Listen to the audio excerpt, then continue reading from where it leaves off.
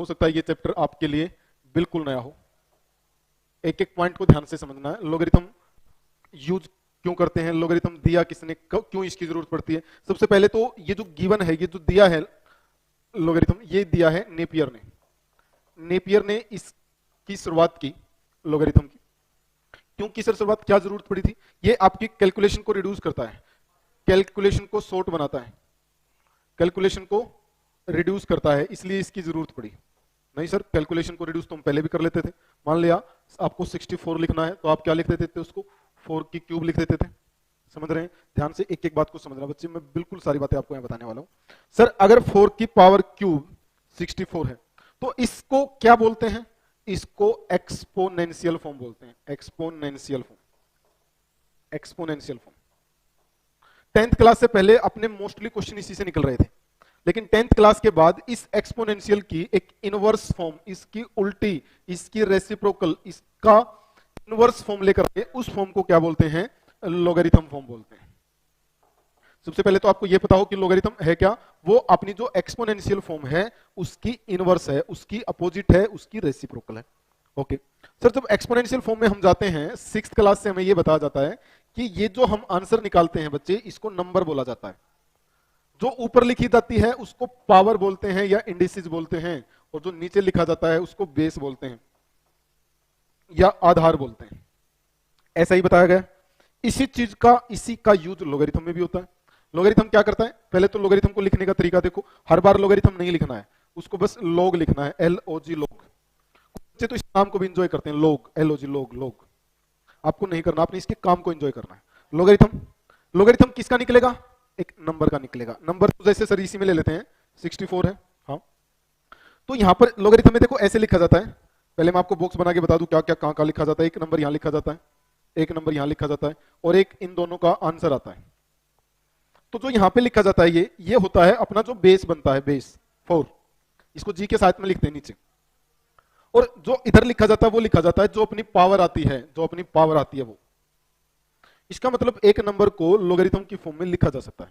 हमें क्या पता हो, नंबर पता हो और उसका बेस पता हो।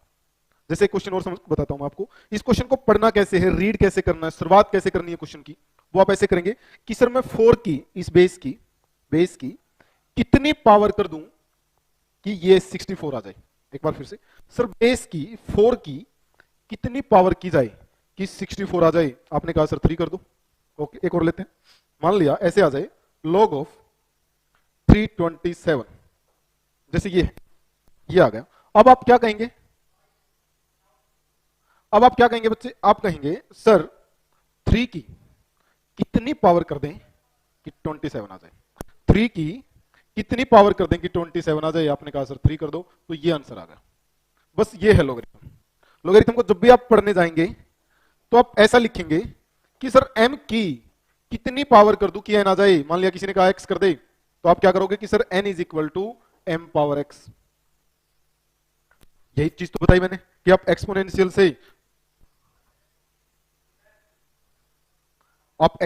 से लॉगरिथम में जा सकते हैं और लॉगरिथम से एक्सपोनेंशियल में आ सकते हैं। ये रहा मेथड। क्लियर है? ओके, आगे चलते हैं, अगले पॉइंट पर आते हैं बच्चे। अगले पॉइंट पे क्या कहा कि जो हम लॉगरिथम लिखते हैं, जैसे ये लिख दिया log of a b is equal to n, तो इसमें कुछ कंडीशन है, कुछ शर्तें हैं, कुछ कस्में हैं जो आपको खानी पड़ेंगी, जो आपको लिखनी पड़ेंगी। अगर वो कंडीशन, वो कस्में, वो शर्तें आपने याद नहीं रखी बच्चे, तो लॉगरिथम का क्वेश्चन निकलेगा नहीं आपसे। लॉगरिथम का क्वेश्चन मुश्किल हो जाएगा। हर जगह लॉगरिथम को नहीं लगा सकते।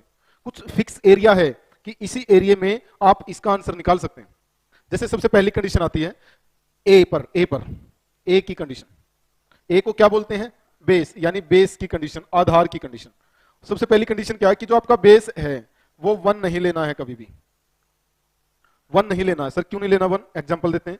मान लिया आपने ऐसे लिख दिया, यहां 4 लिख दिया।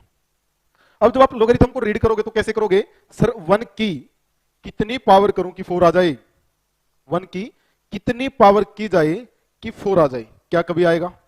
1 की आप कितनी पावर कर लो, क्या आएगा? 1 आएगा। तो 1 की कितनी पावर करने से 1 आएगा, तो कंडीशन। तो ये तो सर हमारा लॉगरिथम भी फेल हो गया। हम लॉगरिथम पूरे चैप्टर को फेल होने के बजाय क्या कर देते हैं, कंडीशन लगा देते हैं कि इसको 1 नहीं होने देंगे। इसको 1 नहीं होने देंगे, तो इसलिए ये कंडीशन आपने ध्यान रखनी है, पहली कंडीशन। दूसरी कंडीशन, इसको नेगेटिव भी मत होने देना बच्चे, इसको हमेशा 0 से बड़ा रखना।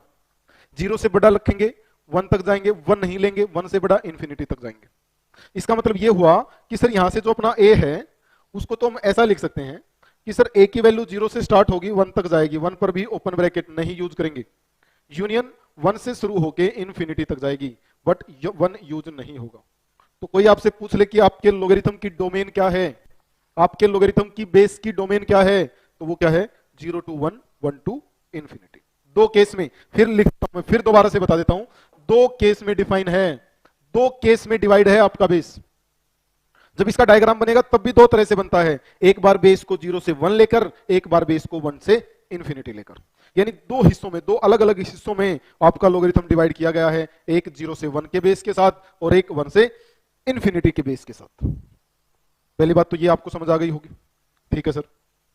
सर अब नेगेटिव क्यों नहीं ले सकते, इस पे भी कंडीशन है, इसको भी प्रूव करें। ये लो इस पर आते हैं। मान लिया बच्चे ऐसा आ गया आपका log ऑफ -2, इधर x इज इक्वल टू 1/2, तो आप क्या कहेंगे, लो सर x निकाल देते हैं। x तो कैसे निकलेगा, x तो सर ऐसे निकलेगा, -2 उधर जाएगा और 1/2 को अपनी पावर बना लेगा। सर और अच्छे से सोचें तो ये तो -2 की पावर 1/2 बन गया, और अंडर रूट में नेगेटिव आयोटा देता है। अंडर रूट में नेगेटिव क्या देता है बच्चे, iota, imaginary number, imaginary number. But जो लोगरिथम है ये हमेशा किस नंबर पे काम करेगा, रियल नंबर्स पे काम करेगा, रियल नंबर्स पे। इमेजिनरी में इसका कोई भी रोल नहीं रहेगा, ये दूर से ही मना कर देगा, नहीं सर हम इमेजिनरी में नहीं है, हम रियल नंबर पर काम करते हैं। तो आपको इसका भी ध्यान रखना है, जब अगर आपने कभी इसको नेगेटिव लिया तो चांस है कि वो इमेजिनरी नंबर दे देगा, और जो रिजल्ट लिखे जाते हैं वो चांस पे नहीं लिखे जाते, वो एक्यूरेट लिखे जाते हैं। ये मैथ है, केमिस्ट्री नहीं, या एक्यूरेट रिजल्ट लिखे जाएंगे। आपको याद ही जो बता दिया वो फिक्स है, वो चेंज नहीं होगा कभी भी। इसलिए जो लगा कि ये चेंज हो सकता है उसको कंडीशन में डाल दिया कि भाई ये दो चीजें मत होने देना कभी भी। और तीसरी और लास्ट कंडीशन कि जो आप नंबर लिखे बच्चे, जैसे आपने बी लिखा है, उस बी को भी हमेशा क्या लेना है, पॉजिटिव लेना है। तो बस जब भी लोगरिथम लिखने जाएं तो ये तीन कंडीशन याद रखना।